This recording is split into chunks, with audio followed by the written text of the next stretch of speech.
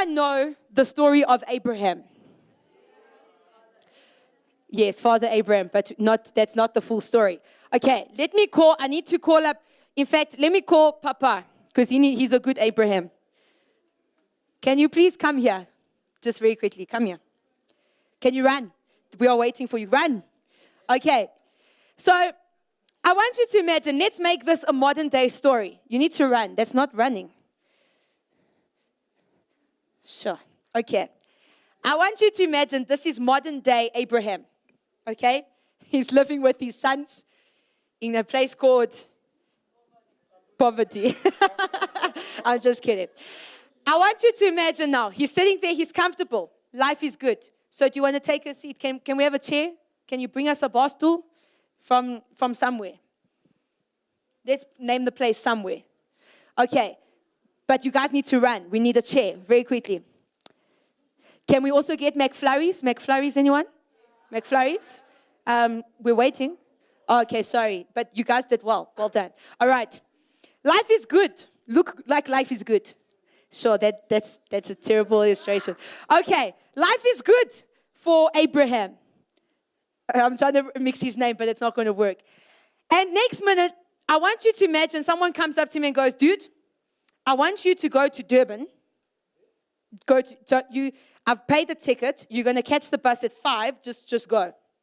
Leave everything. I don't know if you're going to come back here, but that doesn't matter. Just go. What happens when just go. What happens when you get to Durban? Don't worry, just go. Where are you going to stay? Don't worry. Just go. Just go to Durban.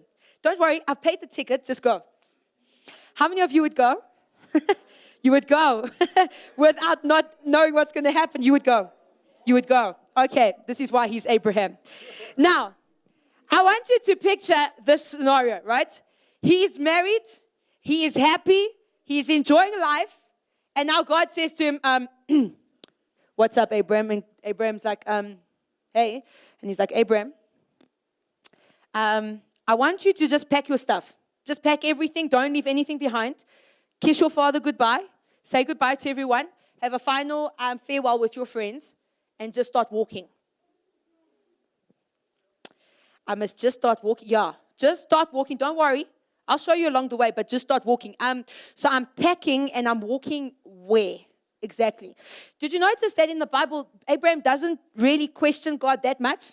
He says to Abraham, here's a choice. You can either stay in poverty or stay in your happiness, comfortable situation, or you can listen to me and just go. Abraham doesn't know where he's going. He doesn't even know the place. There wasn't Google. So if God said, oh, by the way, I'm taking you to Durban, Abraham can't search on Google, where is Durban? Oh, okay, Durban. Oh, they have nice houses. He couldn't search on Google. There was no Google in those days. I don't think there was. The Bible would have mentioned if there was Google. Hello, Siri and Swiri and Cyrus from last week's Days of Our Flesh.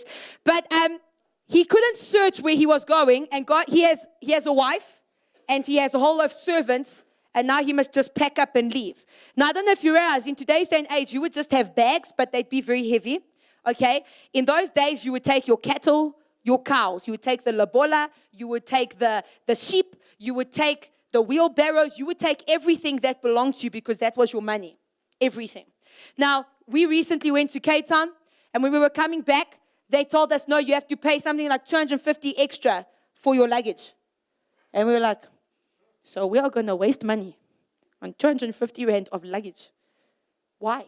Why would we do that? So we decided, bravely as we would, that we're going to carry our luggage to the plane and keep our luggage with us. And we were, it tested our muscles on another level. Now imagine they having to carry that for kilometers, and then it became days, and then it became weeks, and God's still going, Abraham, just come.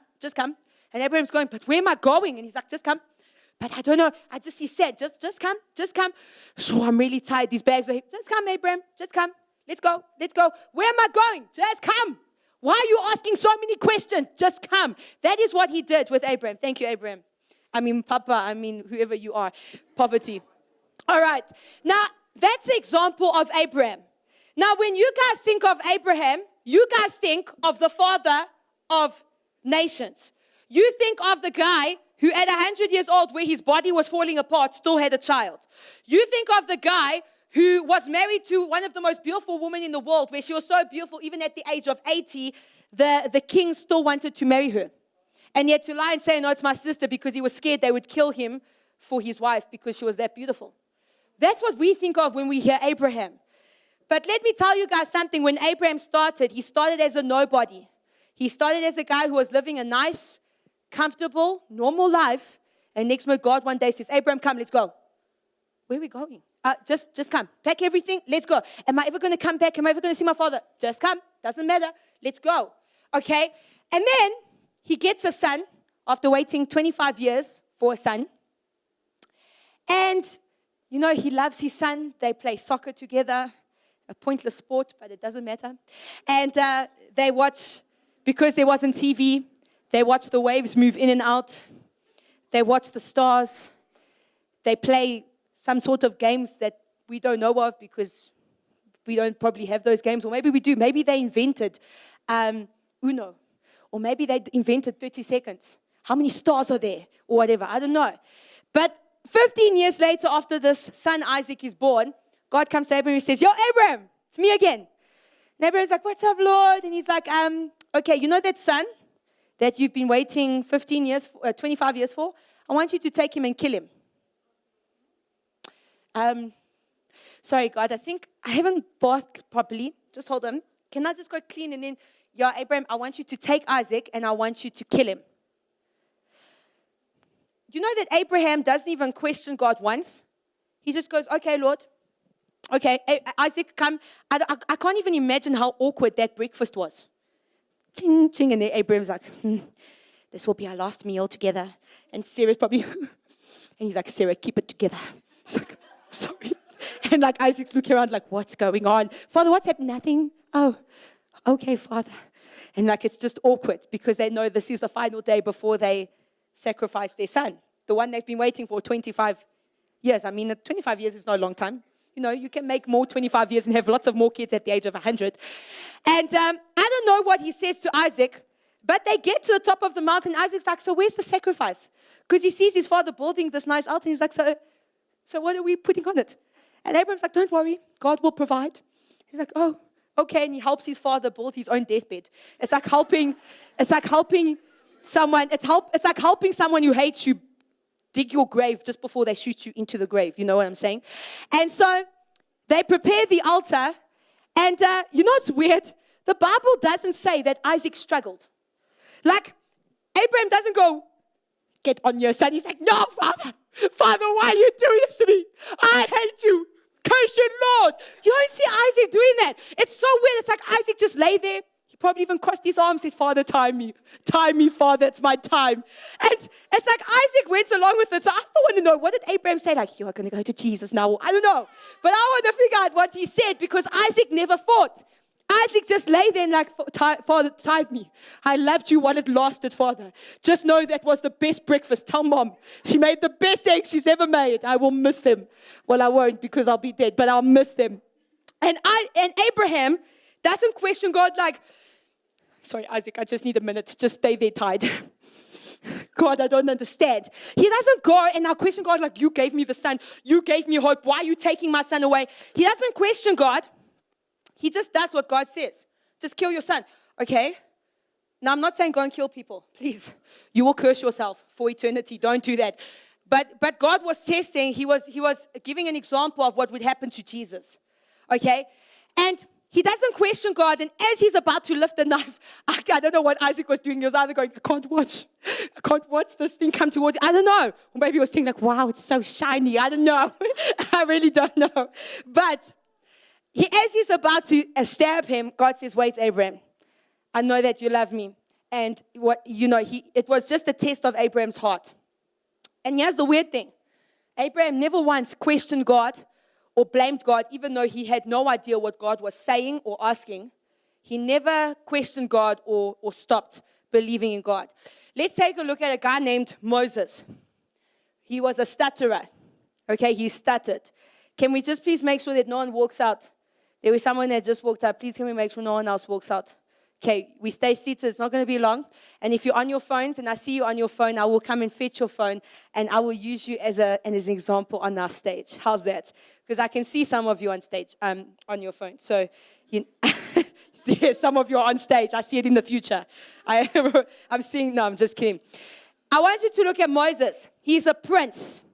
He is a prince. Hello, ladies. He is a prince. And what happens is one day he kills an Egyptian in defense of his own people. And he gets chased out of Egypt. He loses his royalty. He goes into the desert for 40 years. I want you to imagine, you've got movies, you've got Netflix, you've got cell phones, you've got Krispy Kreme, you've got Paul's homemade ice cream, you've got Wi-Fi, you have got shopping malls, you have Reactive, and you go into the desert and you lose all of that. Imagine, he's in this desert with nothing else. And God out of nowhere says, I want you to go back and fetch Israel. Okay.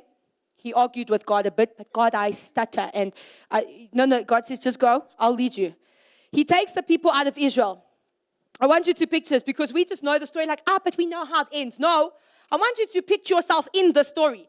You picture that you are Moses. This is Israel, and you have promised the people, I will set you free.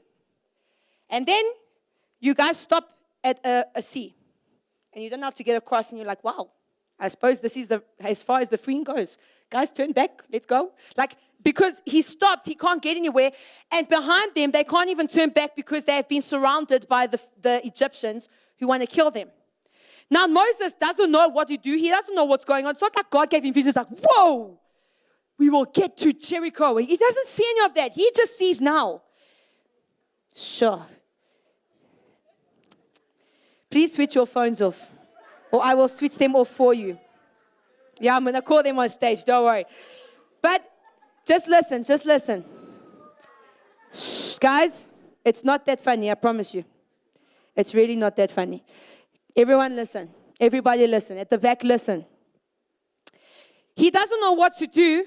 He sees the Egyptians, they're about to kill him. He sees the sea and he sees Israelites going, you Moses, you are a fake, you are a lie, you're stupid. They're tweeting, this is a beep, beep, beep, beep, beep, beep, beep, beep, beep. And he's all over, and Moses the liar, and Moses the destroyer, and Moses the one who wiped out and extincted the Israelite nation, if there's a word. They had such words in those days. And God says to Moses, okay, Moses, take your staff and hold it over the sea. God, that's a bit weird. Do you understand how I'm going to look? Imagine if I just stand there and he goes, Moses, just do it. He's like, okay. And as he holds it over, the sea starts parting. He didn't know that was going to happen. In fact, imagine I walk over stage and I'm just like, you're like, Kelly, what are you doing? Psst, God told me to do this. I think the stick is broken or something. Like imagine how stupid he would have looked. He didn't know what was going to happen. He didn't even know. God didn't say, hold it over and I'll part the sea. God just says, hold it over. He doesn't even know God's going to part the sea. But he had to learn to trust God and not try and figure everything out. Now, why am I giving you these examples?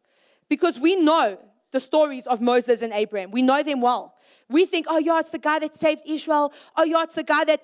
But we forget they started out in a journey where they didn't know what their future was going to be. They started out in a journey where they didn't know where they were going to end up or what was going to happen. They started out being in a lot of trouble. I mean, the amounts of times the Israelites wanted to kill Moses. They were sick and tired of him. They said, stuff you and your God, and they wanted to kill him. The amounts of times Abraham, after 10 years, Sarah, one day we will be parents. 12 years later, Sarah, one day we will be parents of millions. Sarah, 25 years later, one day we will be parents of millions. She's like, Abraham, you realize we're 200? No, but we'll be parents of millions. They couldn't see the future. And this is what we're talking about, focusing on this weekend. And Sunday we'll go into deeper detail. But how do you handle when life is uncertain? How do you handle when you don't know what's going to happen next? Life is going badly or things are not working out your way and you don't know. You don't know where your life is going. You don't know how to handle the situation. Because did you know that your brain, when you don't know what's coming, your brain starts panicking, your brain goes unstable, and even if it brings out something negative, it would rather know what's going to happen than not know what's going to happen. Did you know that literally your brain starts freaking out when you become uncertain about a situation? So let's use an example. You finish school.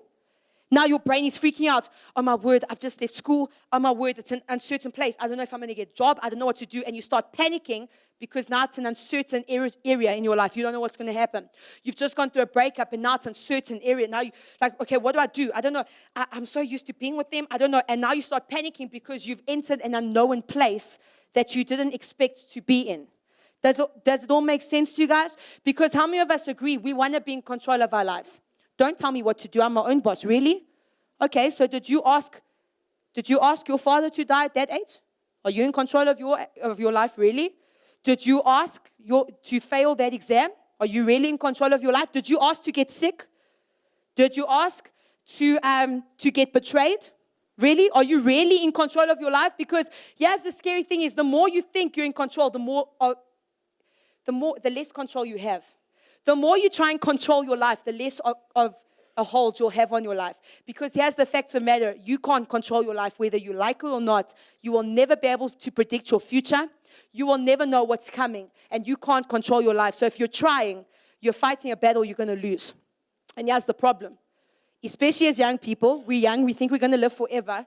We don't want to be uncertain. We want to know what we're doing. We want to know where we're going. We want to have our life planned out. And here's the problem. You don't know what life's got for you. You don't know what's coming in your past. So whether you plan it or not, there's still uncertain stuff coming your way. And your brain, get this, your brain would rather believe a lie than not know what's going to happen. Did you know that? Did you know that if you don't know what's about to happen, you would rather just grab onto a lie and believe the lie than not know what's going to happen next? Let's use a few examples. You have just texted your crush. You're having a full-blown conversation. Next minute, they stop replying, but they read the message. You try and call them. They don't answer. You send another message, and they're blue-ticking all the messages. 5 days later, you haven't seen them. You haven't heard from them. They haven't replied, and they haven't answered the call. What do you start doing? Okay? You start going, why aren't you replying? What's going on? Well, hello, ping, ping, ping, ping, ping, ping, ping. It doesn't work on WhatsApp. So if you ping someone, you're really clever because only in BBM did it work if you pinged someone. So don't ping on WhatsApp. It's pointless. It will still be silent as it was before. So we ping, ping, ping, calling, ping, ping, ping, ping, hello. Because now we're not certain of what's happening.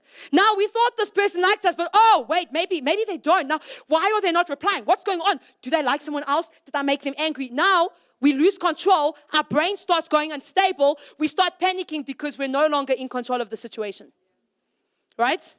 And a lot of you went, oh, which means a lot of you have done that. Oh, we start going, yo, maybe they did. But none of us really think that. We're like, yo, why are they ignoring me? What did I do? What did this person say? Do they like someone else? We start coming up. This is what your brain starts doing. Your brain starts coming up with negative situations because it doesn't want to be uncertain. So it will rather come to negative conclusions than be uncertain, like, nah, their phone got stolen. We'd rather be like, yo, maybe they did. Yo, maybe they're ignoring me. We immediately go to a negative conclusion. Another example. You're waiting for your school report. Yeah. And you've written the exam, and now you're like, yo, and then January comes if you're matric. And now you're like, yo, tomorrow's the day. Tomorrow's the day. The report's coming out. Oh, my word, tomorrow's the day. Tomorrow's the day. I don't know. Did I pass? Did I get 80? And you're like, and then they go, oh, we sorry, there was a delay. We'll only bring it out next week. And I'm like, no, we can't do this. You must bring it out now. Start toying in front of the office because you're like, I want to see my results now. Why? Because you can't handle that period of unknownness. You can't handle that period of going, I don't know if I made it. I don't know what my next year is going to look like. I don't know if I'm going to be able to get a job. I don't know if I'm going to get accepted into university. We can't handle not knowing what's happening next. We can't actually handle it. Do you agree? I've just shown you 2 examples. There's a lot more. Let's use one more. You're watching a singing competition. And they're like, who will win? Will it be bit or will it be bitter? And the lights go dim. And it's like, do. And it's like, We will tell you straight after the break. And everyone goes, because like we have been waiting 2 hours to know who's going to win. And now you just told us after the stuffing break. Like, what's wrong with you? It's like you want to kill us at a young age and give us, now we can't handle that. We're like the whole time the ads, can you stupid ad end? I wonder who won. I just want to know who won. I need to know who won. And especially if you're in the competition. Imagine waiting till the ad break. Now the ad break takes 20 minutes and you're like, oh, I just need to know. I need to know. Did I make it? Did I win? Because we don't like the unknown. Okay? Now, here's the thing. When it comes to God, have any of you done the trust fall before? Okay. Let's do this. Come up quickly. Grace, come up quickly. Fanele, come up. Dave, come up. Yes, quickly. Sashi, come up. Naomi, come up. Tabo, come up. John, come up. We've seen enough of Tabo. Right. I saw a video of a guy recently.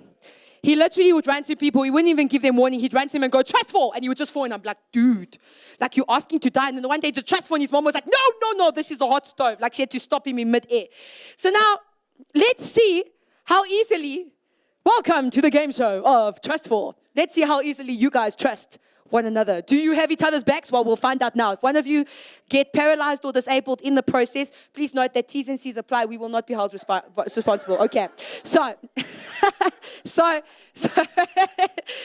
David Fanele, come here. Right. We're going to turn this up a bit. We're going to take the trust fall to another level. Right.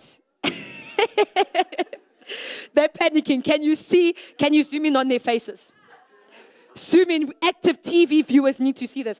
Can you see the anxiety on his face? There's even sweat appearing. And then look at Fanele. He's trying to hold it together, but inside he's like, I am going to die.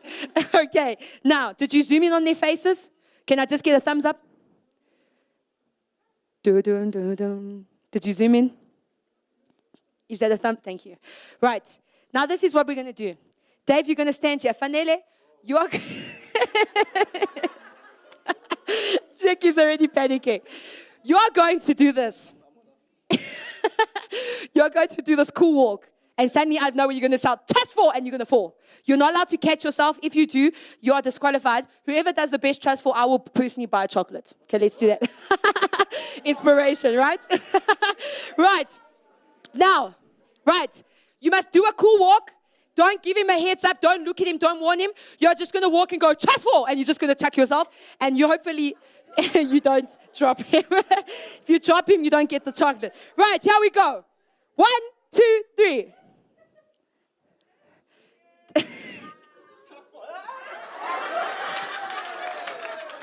Okay, interesting trust fall. Now, can I please ask for you guys, the trust fall is falling completely backwards, not on your side. That was a cheat.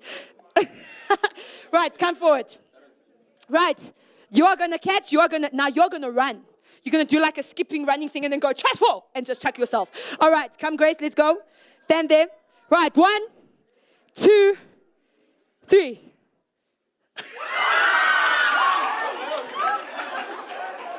She has a lot of faith. Oh, my word. You didn't even warn her. You just chucked her. Okay. If you ever need to learn faith, you come to Grace. You gave your life. Sure. Okay. Come. Okay, Naomi. What are you guys doing?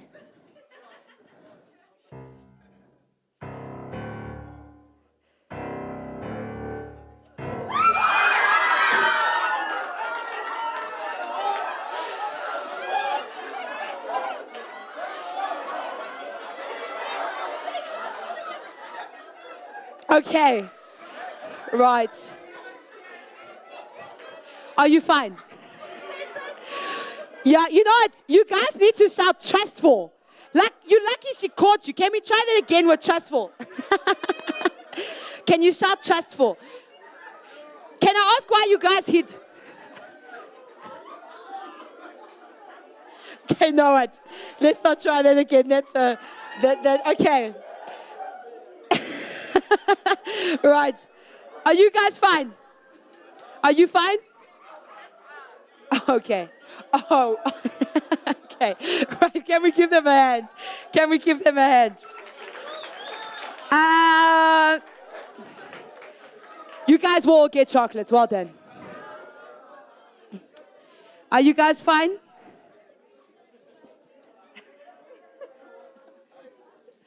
Look, they had the best dramatic effect. All right. Now, I don't know if you guys saw that, but when you tell people to trust another person, there's immediately like this, I don't know if I can trust them. There's this fear, right? How many of you played it as kids where you would do it and the friends like, just fall. You're like, and then you catch yourself. How many of you would do that? Because naturally, everyone listen, naturally in our nature, we don't easily trust. We don't want to trust. We want to be in control. So I don't want to trust that you'll catch me. I'd rather be in control and know that I can catch myself. Because if you drop me, I have issues. Okay? Now, that's how we are. Our brain doesn't like the unknown. And we don't like having to trust God. We want to see everything. We want to touch everything. We want to be able to hear it before we can rely on it. We don't like trusting something we can't see.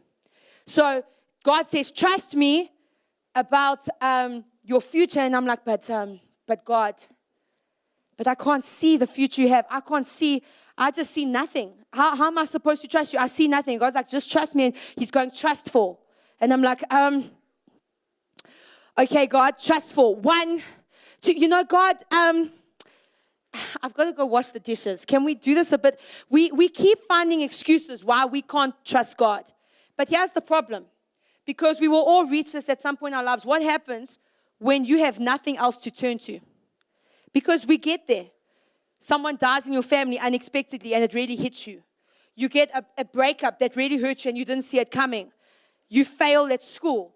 And now you don't have anything to fall back on. It's just you.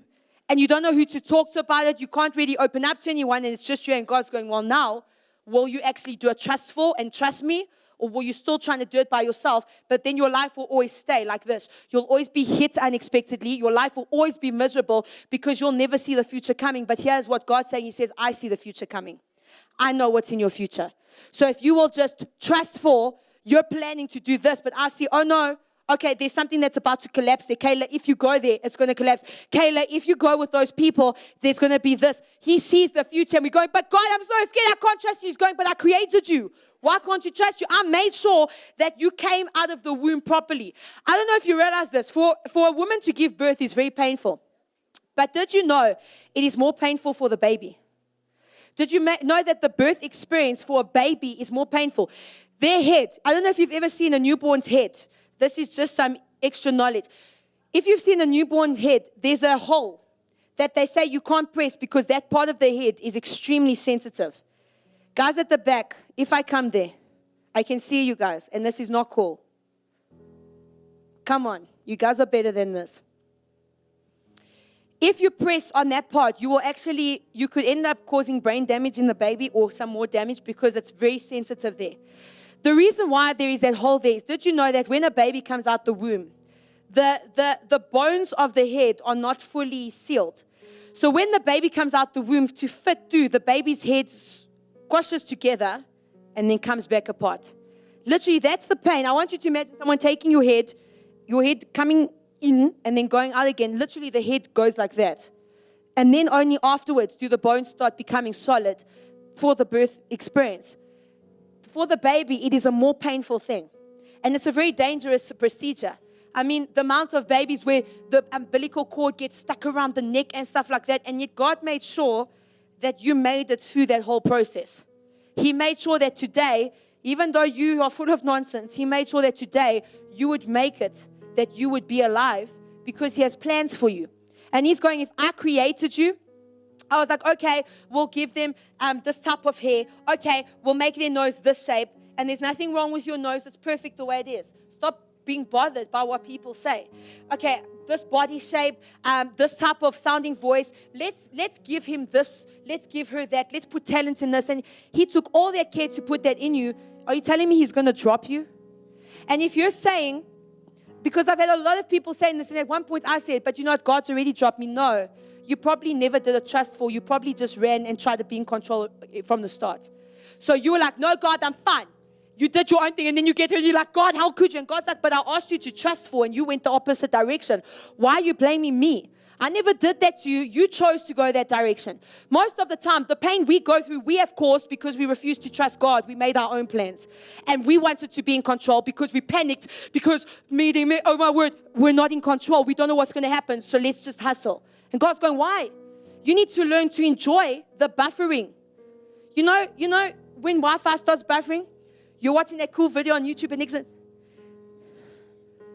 then 10 minutes, and it's still buffering. Eventually, you're like, it's stuff this. I don't even need to watch this video anyway. We give up that easy. And God's going, but sometimes you need to buffer.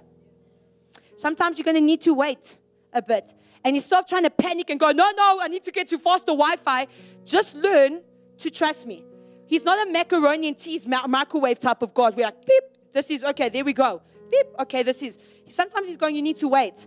Because if you get it now, either it will destroy you or you're not ready for it. You need to start doing a trust fall. So when things don't make sense or something unexpected happens or you don't know what's next, you're like, I don't know what I'm doing. I don't know what's next. God's saying just do a trust fall.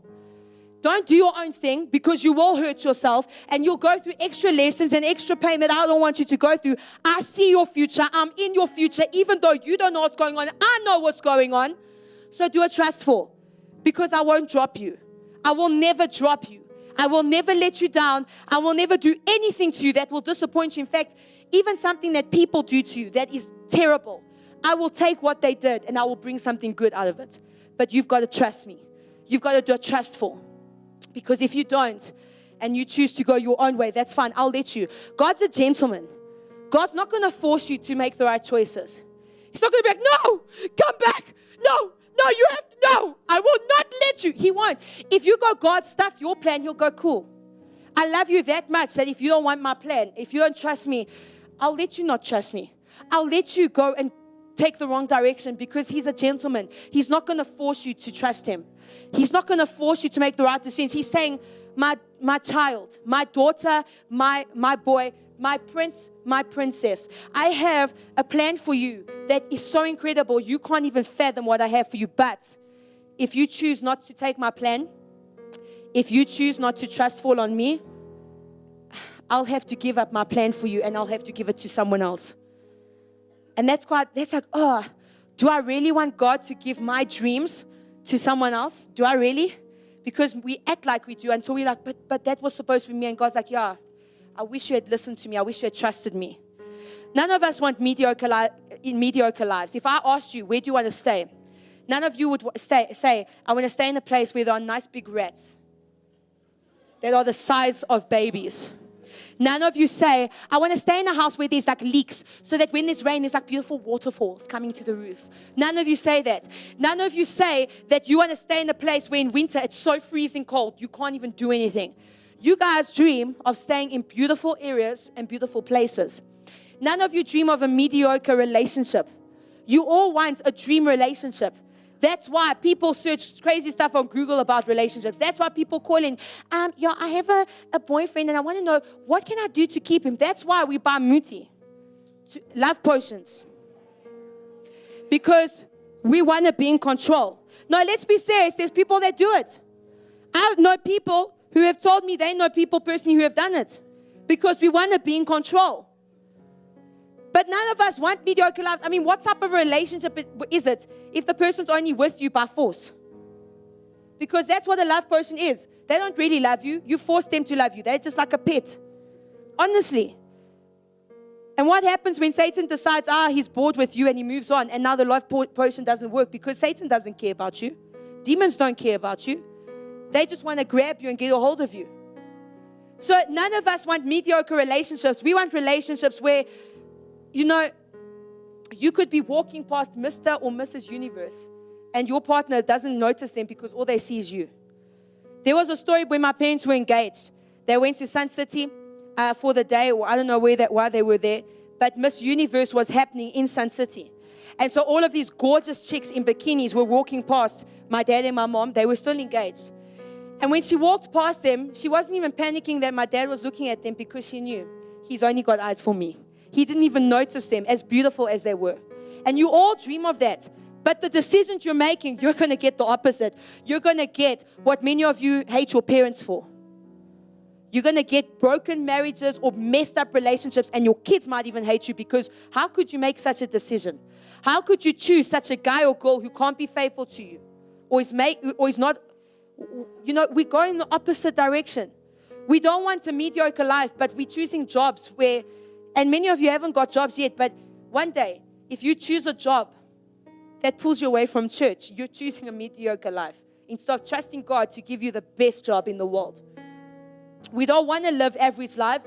We all dream. That's why we look at celebrities and we post about them in fashion, and we post about their bodies, and we post about their car, and we post about their houses to be like, yeah, that is the life. But what decisions are you making to have a prosperous life? And let me tell you, having a successful life is not having money. Because there are many people who have money and they are the most unhappiest people in the world. Having a successful life is having a life that you are enjoying to the fullest. And unless you learn to trust fall on God, even when you don't know what's next, even when things don't make sense, you're not going to get the exciting life you're dreaming of. You're going to get a mediocre, messed up life. The average life we see in South Africa, unfortunately. That's not what He has for you. So, how do you handle uncertainty? You've got to learn to do the trustful. And yes, it's scary. And yes, we don't want to trust God because we panic and we're like, but I don't know. And God's going, just trustful. You will never regret it if you trust for me. You will never, ever regret going like, thanks, God. Look at Abraham. He trustful. Look at Moses. They did a trustful. Look at Joseph. Yes, Joseph.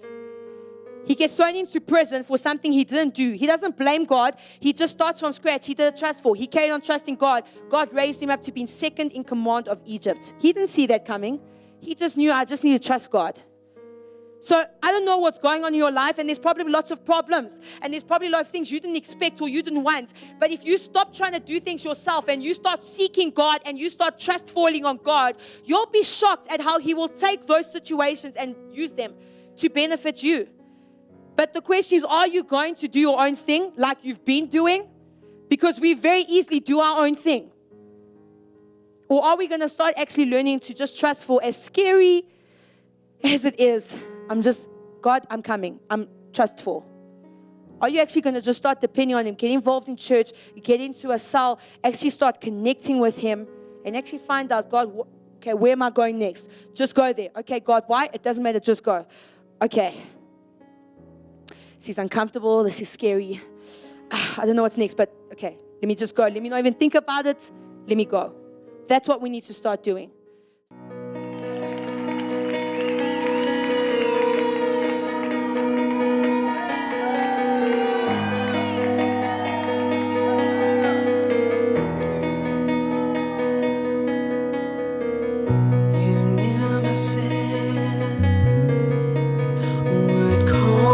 Me pain, set out a plan to redeem my soul. All of heaven leaned into gaze Jesus the King.